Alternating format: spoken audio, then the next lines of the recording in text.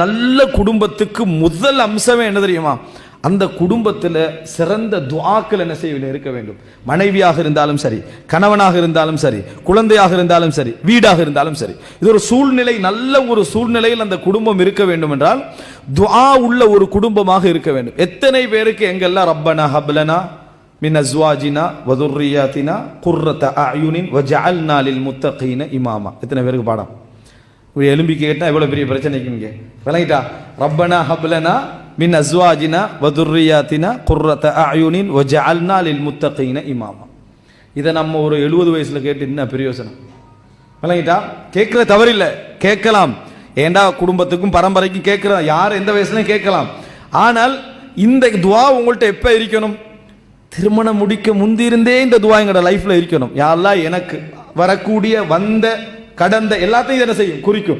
ரப்பனா ஹப்லனா மின் அஸ்வாஜினா, எங்களது அதாவது தம்பதிகள், கணவன் மனைவிக்கு கேட்டாலும் சரி, மனைவி கணவனை நினைச்சு கேட்டாலும் சரி, எங்கள் ரப்பனா ஹப்லனா மின் அஸ்வாஜினா, எங்கள் அதாவது குடும்பத்தவர்களிலிருந்து, பிள்ளைகளிலிருந்து, பரம்பரையிலிருந்து குர்ரத அயுன், நல்ல கண் குளிர்ச்சியை எங்களுக்கு என்ன தருவாயாக.